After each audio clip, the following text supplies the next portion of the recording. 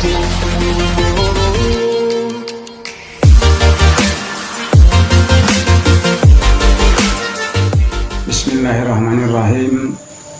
Segala puji bagi Allah Tuhan semesta alam. Salam dan salawat semoga selalu tercurah kepada baginda Rasulullah Muhammad SAW serta keluarga dan sahabat-sahabatnya. Saudara pendengar, khususnya kaum muslimin dan muslimat Kabupaten Maluku Tenggara dan Kota Tual, dan umumnya seluruh masyarakat Indonesia di mana saja Anda berada.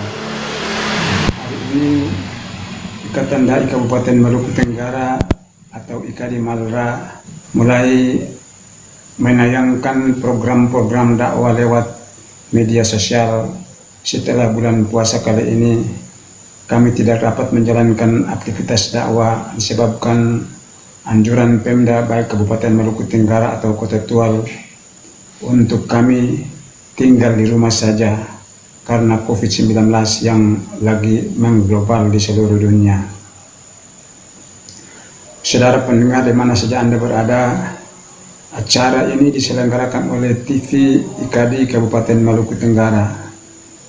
Adapun metode dakwah yang kami sampaikan antara lain adalah menyampaikan dakwah yang rahmatan lil alamin.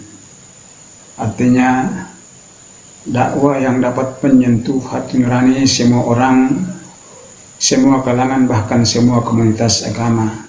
Ma'asyiral muslimin, sebelumnya perkenankanlah saya untuk memperkenalkan diri saya. Nama saya Ustadz Abdul Ghani Renyibur. Saya adalah Ketua IKADI Kabupaten Maluku Tenggara. Adapun topik pembahasan yang saya sampaikan pada malam ini antara lain adalah mengapa malam Lailatul Qadar itu nilai pahalanya sama dengan 1000 bulan.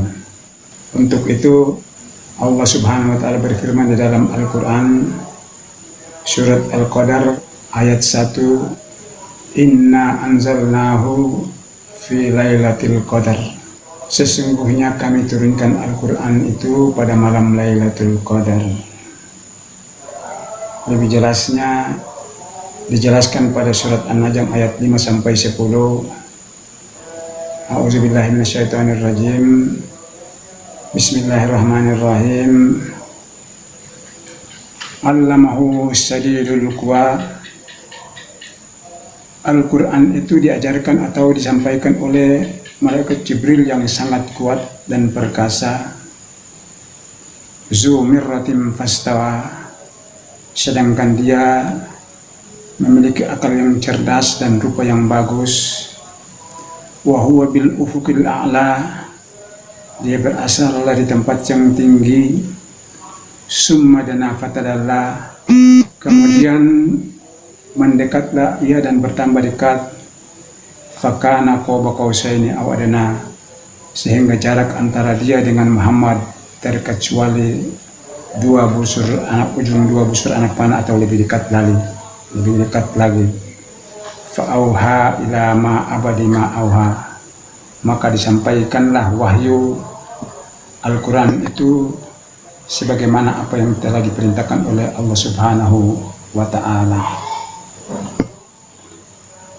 Perlu kita pahami bersama bahwa aktivitas menyampaikan Al-Quran kepada baginda Rasulullah Muhammad SAW ini bukan hanya malaikat Jibril saja, tetapi dalam surat Al-Qadar ayat 3 di situ dijelaskan tanazzalul malaikatu warruhu fiha.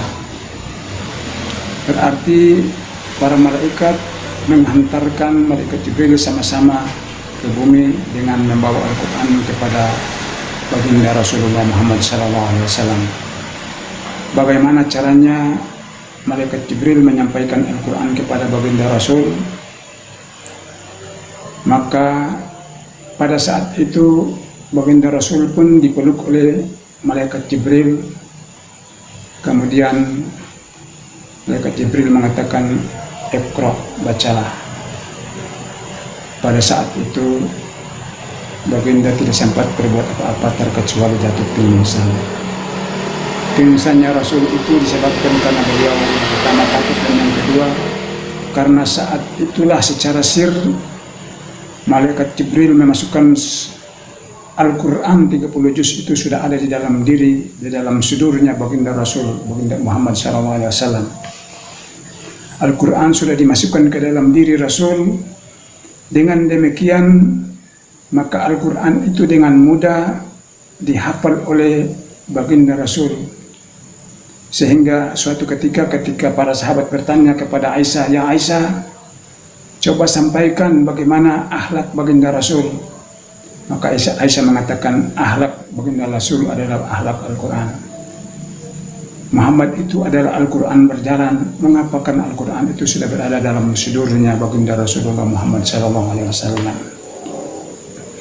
Karena Al-Quran sudah ada di dalam sudurnya baginda Rasul, maka setiap umat Muhammad itu ketika mengucapkan asyhadu an la ilaha illallah Muhammadar Rasulullah, saat itu juga Allah memasukkan Al-Quran ke dalam sudurnya orang-orang Islam. Sehingga dengan demikian ketika orang-orang yang mendapatkan hidayah dari Allah, maka dengan mudahnya ia menghafalkan Al-Quran. Karena memang Al-Quran itu sudah ada di dalam sudurnya kita sekalian. Tinggal kita saja yang tidak punya kepedulian untuk mau mengintrospeksi diri kita untuk kita bisa dapat memahami Al-Quran itu dengan baik dan benar. Itu yang pertama. Kemudian yang kedua, peristiwa yang kedua yaitu peristiwa pelantikan baginda Rasulullah SAW menjadi Rasul, yaitu dengan naskah pelantikannya itu Iqra bismi rabbikal ladzi khalaq, khalaqal insana min 'alaq, Iqra wa rabbukal akramul ladzi 'allama bil qalam, 'allamal insana ma lam ya'lam.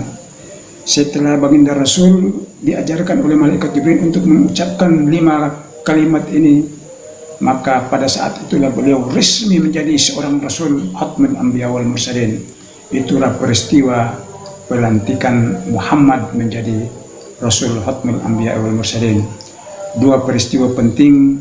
Yang pertama yaitu Al-Quran diturunkan kepada baginda Rasul, dan yang kedua adalah peristiwa pelantikan Muhammad menjadi Rasul, sehingga malam itu kemudian nilai pahalanya sama dengan 1000 bulan. Saudara pendengar, inilah yang dapat kami sampaikan. Mudah-mudahan bermanfaat, dan jangan lupa nonton terus tayangan-tayangan kami selanjutnya, karena kami akan selalu mengudara untuk memberikan penjelasan-penjelasan, memberikan ceramah-ceramah, memberikan dakwah-dakwah yang paling penting, yang dapat memberikan petunjuk kedamaian kepada kita sekalian, bagaimana tata cara kita hidup bermasyarakat dan hidup beragama, khususnya di daerah Kabupaten Maluku Tenggara. Ayo saksikan terus ceramah-ceramah kami yang selanjutnya. Terima kasih atas segala perhatian. Mohon maaf atas segala kekurangan. Wassalamualaikum warahmatullahi wabarakatuh.